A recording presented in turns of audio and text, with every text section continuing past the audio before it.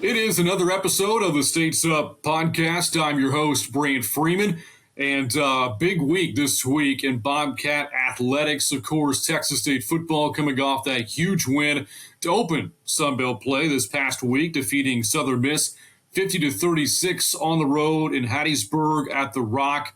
There on the road, Bobcats, of course, jumped out to a big lead. Game got a little bit tighter than they would have liked as Southern Miss nearly erased a 32-point deficit, but Texas State able to fend off the Golden Eagles and to hold on to win that game to start Sunbelt play 1-0. Now out to a 4-1 record through the first 5 games of the year. That's the first since 2005. And this week, G.J. Kinney's team has another big road test as they take on Louisiana to face the Raging Cajuns in Lafayette, and that'll be a nationally televised game, 2:30 kickoff on ESPNU, as the Bobcats play for now a 2-0 start to the Sun Belt. Also this week at home, Bobcat soccer at the time of this podcast recording, hosting Coastal Carolina, weather permitting, Thursday, and what is expected to be kind of a rain-soaked day a bit. Hopefully the weather holds up enough. And Friday and Saturday, Bobcat volleyball hosting Louisiana for a pair of conference matches. Soccer and volleyball, by the way, can all be seen on ESPN+. So fall sports very much in full swing, but right around the corner is Bobcat basketball. The men and women starting up here in less than a month. And Bobcat women's basketball, of course, coming off an historic year by winning the share of the Sun Belt Championship, their first conference title in 15 years. Last won a conference championship in 2008, then in the Southland Conference, but again won the Sun Belt title this past year, made it all the way to the Sun Belt tournament finals as well, reached the women's NIT. So a lot accomplished last year, but also a lot of the key pieces from last year's team are gone. So the Bobcats having to kind of lock and reload the cupboard a bit. And one of those newcomers is this week's guest on the States Up podcast, Gara Beth Self, a grad transfer from ULM. So Texas State very familiar with Gara, and she, of course, familiar with them, having played against them over the past 4 years. She joins us now on the podcast. Gara, how are you? I'm good. How are you? Doing well. Gara, I appreciate you jumping onto the podcast. And the first thing that catches my eye is that Metallica t-shirt of yours. You and your dad are big fans, is that right? Yeah, we listen to him a lot, especially like on road trips. He always used to play it when he would drive, and it would be so annoying, but I learned to kind of like it, so. All right, so I'm a big Metallica guy myself, favorite band of all time. So what is your favorite Metallica song? Enter Sandman. I feel like I've heard that one so much, it's just like, now it's my favorite. For me, it's got to be Master of Puppets. Master of Puppets for me is the best one. But Enter Sandman, I think, was the first Metallica song that I heard, kind of dating myself here a little bit. I'm kind of a 90s kid, but I like the choice. Enter Sandman's a good one off the Black Album. Yeah. Let me ask you this. Have you ever seen them live? I have not. Neither have I. So that is on my bucket list, to do at some point for sure. So we could talk Metallica the entirety of the podcast, but we got to kind of keep things moving along here a little bit. Gara, I referenced your time at ULM and 4 really good years there. In fact, you were the Sun Belt Freshman of the Year, with the Warhawks in the 2019-20 season. As you kind of reflect on your time at ULM, what stood out to you and why ultimately did you decide to end your career here? ULM was my only Division I offer out of high school. I actually signed with a junior college back home in Mississippi. And I think like the week after I signed, our head coach at the time, she got the job at ULM, and she called me. And so I was like, oh, I'm not going there. Like, I'm not going out of state. I'm not going away from home. And so I went on the visit, and then I was just like, you know what? My mom kind of talked me into going. So I went, and then, obviously I went there for 4 years. I had a really great experience.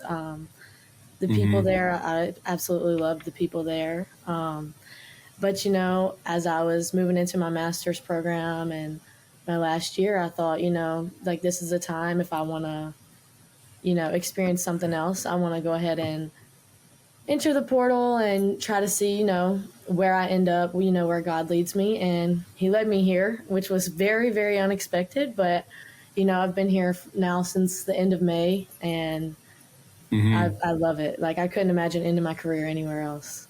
I mentioned your familiarity with Texas State, having played against them over the past 4 years. And one of the more memorable moments, I would think, for you was that freshman year of yours in Strain Arena. You hit the game winner against Texas State. Do you remember that game? I do remember that game. I do remember that game very well, actually. So, what about that shot, that moment in time? What stands out to you about that? At the time, I remember when I made that three, I don't even think I knew what the score was. I just knew like there was like a minute or so left in the game, and it was like a close game, like the whole game. And I Mm-hmm. remember shooting it, and then like the timeout was called, and I was like, oh, like we're up now. I just like hit that and put us up. And on my Mm-hmm. visit, that's like all they were talking about. They were like, when you hit that shot, when you hit that shot, I was like, really at the time, I didn't realize how big it was. But now looking back, I'm like, Mm-hmm. for a freshman, that was a pretty big shot. Definitely was, and I think it was one of the moments that kind of helped you earn Sunbelt Freshman of the Year honors, and to win that, by the way, what is a really good women's basketball conference, the Sun Belt, and for you, to be playing away from home in Louisiana, outside of Mississippi, and then to prove yourself by winning Freshman of the Year in the conference. What did that mean to you? Oh my gosh, that meant everything to me, like just to prove to myself I could do it and I could play at this level in this conference.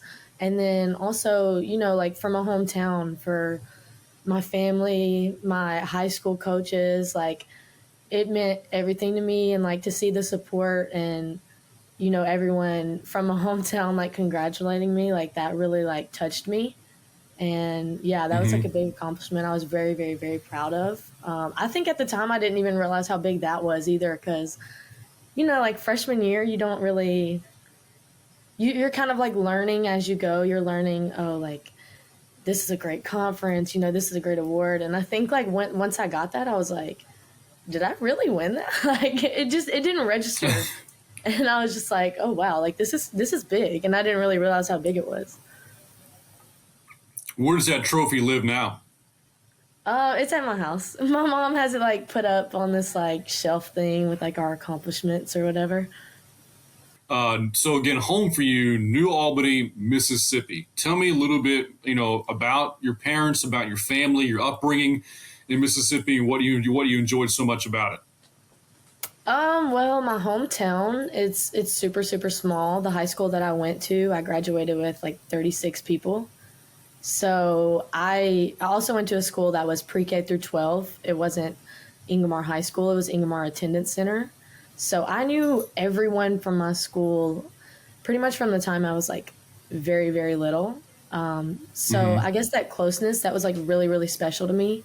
And I'm really thankful that's where I'm from because with that, that small school, you have a different type of love and like support for each other, especially going off into new places. And, I still feel that support to this day from people back home. And I haven't been home in over 4 years, like only for Mm-hmm. breaks and, summer and all that. But yeah, that's really, really special to me, being from a small town. And Mm-hmm. my family. I don't even know where to start. I have a very supportive family. We're very, very close knit. my brother, my sister, my mom, and my dad, we're like best friends. I tell them everything. I talk to my mom on the phone every single day after practice for like an hour, and she's just like, "Oh, what happened?" We just talk about everything. So yeah, we're really close. My sister, my siblings are older than me, so they're in different stages of life. My sister has 3 kids now, all boys, so I'm an aunt, Wow. and I love my nephews. But yeah, we're just a really close family. We do everything together when I'm at home. It's just, as close as family can get. We're very, very close. So. So, a year ago, the Sun Belt, the conference expanded, with the additions of Old Dominion, Marshall, James Madison, and Southern Miss. And of course, you had a chance to play in Hattiesburg last year when you were with ULM. You'll get the chance to do that again this year with Texas State. So those games in Hattiesburg, one, how far away is Hattiesburg from your hometown? And two, do you have a lot of friends and family that come out to those games and expect to have that happen again when Texas State goes there this year? Yeah, so Hattiesburg is about 4.5 hours from my hometown. And anytime Mm-hmm. I play in Mississippi, my parents obviously come. My high school coaches, they try to make it as long as it doesn't align with their schedule. And then I usually have, some like cousins and some family that try to make those games. Like I said, it's 4.5 hours, so it's not just like an easy drive. But anytime we're playing close, I know in the past at ULM we played Ole Miss, and that's like 40 minutes from my hometown, and there were Mm-hmm. so many people from my high school and my hometown there. So, yeah, I think anytime it's in like a driving distance, I have a lot of supporters that try to make it. So. Reference, your time playing against Texas State. So you got to get really familiar, with the program from the other side. Having taken road trips here, playing in the arena, seeing San Marcos. So when you were looking to transfer, and end your career somewhere, you touched on it a little bit, about how much you admired and respected the program and stuff like that. On those, road trips that you would make from Monroe to San Marcos, what stood out, about, the city, the community, the university, the facilities here? What was it that really drew you? Definitely the facilities. Obviously, Mm-hmm. Texas State, the campus, the arena. And as you go over the bridge, I remember I would always like look at the football stadium. I was like, oh my gosh, like that's so nice. But yeah, obviously Mm-hmm. the facilities so nice. And then of course the town in general. Like I remember every time we came here, I was just like, this is such a nice town. Like it's such a nice town. It's close to Austin. Mm-hmm. I used to love driving through Austin. I would like look out of the bus window at like the big buildings and stuff because we didn't. Monroe's a Uh-huh. smaller town. It's definitely like more of a. I'm not sure. It's just a smaller town. It's a great town, but it's just a little smaller. It's a different type of vibe. Mm-hmm. So that definitely stood out. The facilities, and then just the town was very different, and there was something on both sides of the road and all that. It was just really nice to me. I mentioned all these newcomers this year. You're one of them. There have been a few freshmen added, a number of transfers to include yourself. Another transfer, Janai Henson, transferred over from Morgan State. Another player who, by the way, once upon a time played against the Bobcats, while playing for Morgan State. And I understand the two of you developed a pretty good friendship. Tell me a little bit more about the dynamic between you and Janai Henson. Oh, I love Janaya. We pick at each other so much. We'll like argue and fight, and we'll be in practice arguing with each other. But it's all love. Like once we step off the court, we're really really close. We hang out. Our lockers are next to each other. But yeah, she's a really great friend, and it's been a really really good time with her. We have a really good relationship, and I feel Mm-hmm. like we really feed off of each other, especially on the court. So I love Janaya. I think she's like, I'm really glad that we got to experience this, this grad transfer year together. I really love her and Mm-hmm. our relationship. So Social media wise, what do you like to do? Are you, a Twitter X person, Instagram, TikTok? What's your flavor? I used to post on everything a lot, like especially Instagram, but I've gotten to where I'm kind of just like a watcher now. I kind of just like scroll through apps, especially TikTok. I'm like every night I'm like, okay, you need to get off of TikTok. This is too much. But I scroll a lot on Instagram, and then Twitter or X or whatever.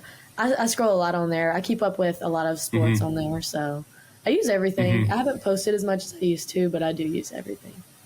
By the way, again, you're visiting with me, I believe, from your apartment here in San Marcos. We kind of, again, the first thing that caught my attention was your T-shirt. Also, when we were, trying to get things going too, I heard a friend of yours in the background. You have a new dog, don't you? I do. I do. It's a Maltipoo. I forget, boy, girl. She's a girl. Girl name? Remy.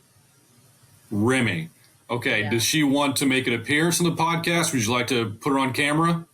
She's being really good right now, and I think she's asleep, so I'm just going to leave her there. Yeah, no, as a dog person, I get it. But again, you're a grad transfer, here. And so you're working on your master's degree. What is that here at Texas State? What is it that you want to do, once you're done playing basketball and you move on to the next phase? I'm in the public health education and promotion program, and I want to do coaching once I leave here. So that's another reason why I came to Texas State, because Coach Z is, a great role model for me, and she's already taught me so much about coaching. She's really, really passionate about getting me to that point in my career. So, yeah, I want to be a coach, and I think Coach Z is really helping me, work my way up until I get to that point. Do you see yourself getting into coaching at the college level, high school? Where do you see yourself in coaching? I would like to do the college level, like maybe GA for a year, and then try to move on into like some assistant coaches roles, or even like a Dobo role. I just want to kind of work my way up and then eventually be a head coach. Have you had conversations with Assistant Paige Love? Because it kind of feels like the path that she took is similar to the one you're describing. She played at UNC Asheville, came on, at Texas State when her, I think, coaching career was just kind of getting started, and then goes back to her alma mater, comes back to Texas State, is now, a higher level assistant all these years later. Have you talked to Paige Love about this too? I have. Actually, this is kind of crazy. I have it right here. But she gave me this book that I can keep. Let me take my note off. But it's basically like a basketball devotional. So, yeah, we talk about that a lot. And she kind of helps me along the way. I think all the coaches do a really good job of, helping us in our career paths, especially with me wanting to be a coach. They're always talking to me about, like a coach's perspective. So I think that that's really cool. But yeah, I've talked to her a lot. She can still play a little bit too, can't she? Yeah, she can. She actually scrimmaged against us yesterday, and she was like flying around everywhere. But yeah. Yeah.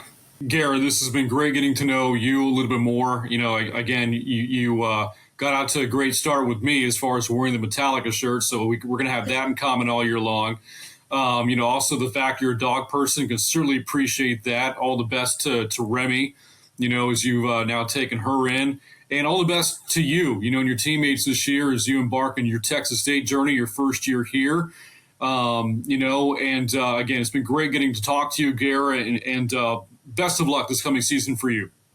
Thank you so much. I appreciate you. This is amazing. You got it. Well, that again, Gara Beth Self, our guest on this week's States Up podcast. For Gara, I'm Brant Freeman, reminding you as always to keep your states up, and we'll see you next time.